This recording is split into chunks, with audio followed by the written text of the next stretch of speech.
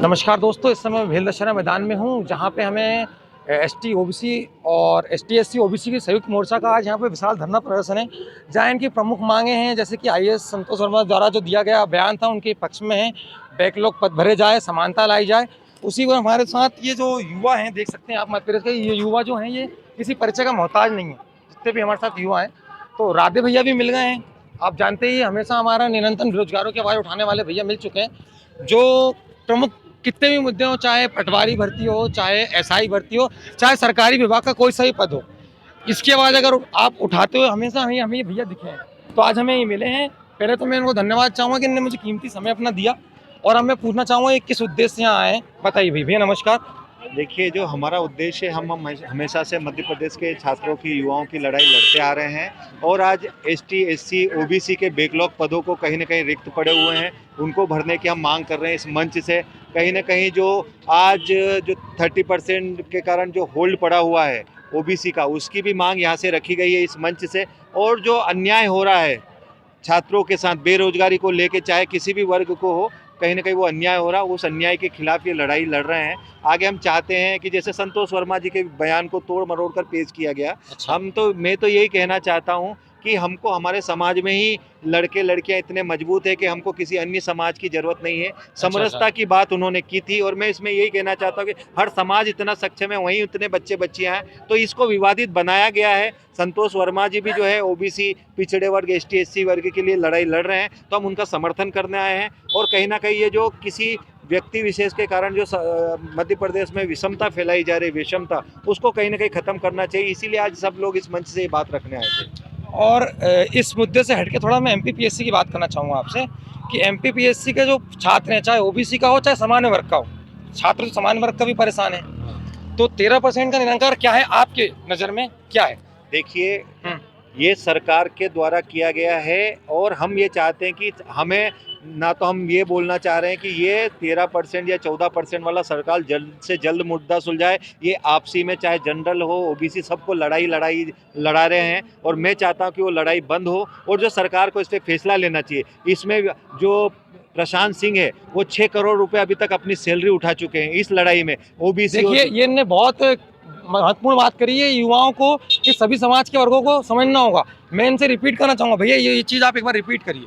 देखिए, मेरा सीधा सा है, चाहे जनरल हो या सामान्य वर्ग, आज आप जितने भी रिजल्ट 2019 से आ रहे हैं, चाहे 13% ओबीसी के समाज के बच्चों का भी रिजल्ट होल्ड है और जनरल के बच्चों का भी होल्ड है, और ये सरकार की लड़ाई है हमारी। मैं सबको यही कहना चाहता हूँ, जनरल ओबीसी वाले जो बच्चे आपस में लड़ते हैं, ये आपस में लड़ना नहीं चाहिए, क्योंकि ये मुद्दा जो सोल्व होगा वो सरकार की जो खुद की इच्छा शक्ति के कारण होगा। इसमें आपस में भेदभाव नहीं होना चाहिए। और हम चाहते हैं कि आज जो बैकलॉग या जितने भी पद है, और आज हम देखिए एमपीपीएससी की भी आंदोलन की लड़ाई लड़ रहे हैं। अभी कल ही 15 तारीख को मुझे पूरे दिन जब एमपीपीएससी के छात्रों की हमने मांग की थी, उसमें 158 पद दिए, जबकि मुख्यमंत्री ने मुझे यहाँ भोपाल बुलाकर 450 पद पर सहमति जताई थी। इंटरव्यू के मार्क्स कम करने की बात की थी कि हम उसको 100 मार्क्स का करेंगे। कहीं ना कहीं 2019 से कॉपी नहीं दिखाई जा रही। सारी चीज़ें जो एमपीपीएससी में जो भ्रष्टाचार चल रहा, उन सब पे हमने बात की थी। और अभी 15 को किया तो फिर मुझे इन्होंने थाने में बिठा लिया, पूरे दिन रात की 10 बजे छोड़ा गया। फिर भी मैं कहना चाहता, सरकार की, पुलिस से हम ना डरने वाले, ना आगे भी डरेंगे।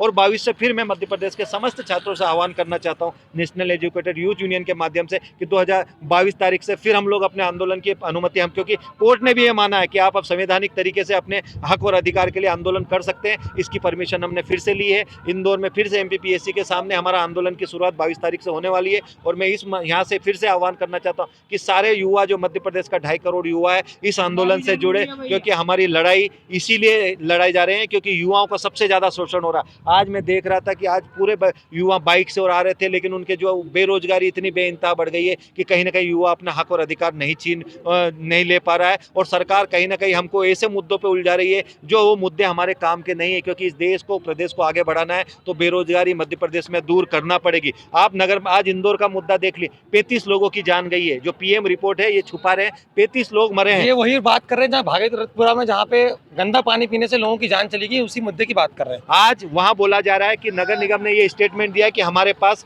काम करने वाले लोग नहीं है। वो इसलिए नहीं है कि ये सरकार पद नहीं भरना चाहती, और आज ही न्यूज़ आई है कि ये ठेके पे सारी नौकरियां देने जा रही है। ये अच्छा। ठेके पे जो नौकरियां दे रही है, कहीं ना कहीं ये डाइंग केडर एक बनाया गया, 4 लाख पद खत्म किए जा रहे हैं। तो ये कहीं ना कहीं युवाओं को, मध्य प्रदेश के युवाओं को बेरोजगार करने का कहीं ना कहीं मामला है। ये नेता चाहते हैं कि हमारे बेटा नेता और विधायक बने, लेकिन गरीब आदिवासी किसान का बच्चा है वो शिक्षा ग्रहण ना कर पाए और वो नौकरी में ना आ पाए। तो ये सरकार कहीं ना कहीं हमारे युवाओं को बर्बाद करने की तरफ ले जा रही है। लेकिन मैं युवाओं से आह्वान करना चाहता हूँ कि ये लड़ाई हमको लड़ना पड़ेगी। और देखो, हमारा एक ही धर्म है, अगर हम युवा हैं तो हमारा एक ही धर्म है, वो है हमारे को रोजगार मिलना चाहिए। हमारी एक ही जाति है, रोजगार और रोजगार। अगर मध्य प्रदेश के युवाओं को रोजगार मिलेगा तो ये इनका गरीब परिवार भी कहीं ना कहीं मजबूत होगा। आज मिडिल क्लास फैमिली की वो चाहता है, गांव आदिवासी सारे बच्चों का, ST SC बच्चों का एक ही सपना होता है सभी का कि मेरा बच्चा कहीं अधिकारी बन जाए, क्योंकि वो मिडिल क्लास फैमिली का सपना है। तो मैं चाहता हूं कि मिडिल क्लास फैमिली का सपना पूरा करने के लिए हमको रोड पर आना पड़ेगा और इन युवाओं को सब बंधन तोड़ के सिर्फ अपने हक और अधिकार की लड़ाई लड़ना पड़ेगा। देखिए MPPSC के जो पद कम आए थे ना, उनके लिए इनने धरना करने की तैयारी कर ली थी, परंतु सरकार के द्वारा पुलिस के द्वारा इनको गिरफ्तार कर लिया गया था। और ये कोई अपने लिए बात नहीं कर रहे थे, ये उन बेरोजगार युवाओं की आवाज़ है जो निरंतर आवाज़ उठाते आए। साथ में हमारे साथ के भी कुछ लड़के इनकी तारीफ करते हैं।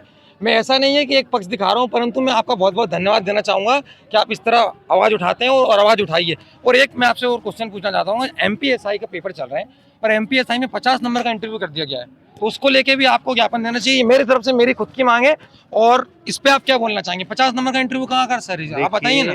MPSI में ये पद बेचने की एक बहुत बड़ी वो हो गई है कि सरकार भ्रष्टाचार चरम सीमा पे हो गया, और ये हमारी सबकी जहाँ नरेंद्र मोदी इंटरव्यू खत्म करने की बात करते हैं, वही मैं कह रहा हूँ, किसी भी आज तक SI भर्ती में इंटरव्यू नहीं होते थे। सारी चीज़ें जो है, आप राजस्थान चले जाओ, हरियाणा चले जाओ, कहीं भी SI भर्ती में, और जिन्होंने प्री और मेंस की तरह इंटरव्यू कर दिया गया, SI की भर्ती को कर दिया, बहुत ही टफ कर दिया गया है। SI की भर्ती एक अलग मुद्दा है, और ये भ्रष्टाचार को बढ़ावा देने का इंटरव्यू, मैं कह रहा हूँ कि 5 या 10 नंबर से ज़्यादा का नहीं होना है। और इसका उदाहरण मैंने MPSI में देखा है। एक विवेक पटेल लड़का है जो प्री और मेंस में, मैं MPPSC की बात कर रहा हूँ, कि उसको प्री और मेंस में तो 750 मार्क्स आते हैं, लेकिन इंटरव्यू में उसको 63 मार्क्स दे जाते हैं। और एक BJP का पूर्व विधायक का बेटा जो उसके 450 से 500 के अंदर मार्क्स आते हैं, उसको 151 मार्क्स दिए जा रहे हैं। तो ये अपने लोगों को भरने का एक इंटरव्यू के द्वारा फर्जीवाड़ा करने का तरीका है। मैं सरकार से निवेदन करना चाहता हूँ, और अगर आपने मुझे संज्ञान में लाया है तो मैं जरूर इसके लिए ज्ञापन भी दूंगा, और कहीं ना कहीं ये इंटरव्यू SI भर्ती से भी खत्म होना चाहिए। मेरा यही मांग है। बहुत बहुत धन्यवाद, आपने हमें समय दिया, बहुत बहुत धन्यवाद। ये देखा कि आपने, मैं भेल दशहरा मैदान में था, यहाँ पे राधे भैया मिले थे, इन्होंने हमें बताया कि किस तरह से युवाओं की आवाज़ उठाते आए हैं। तो ऐसे ही हमारे आप चैनल को देखने के लिए लाइक करें, सब्सक्राइब करें।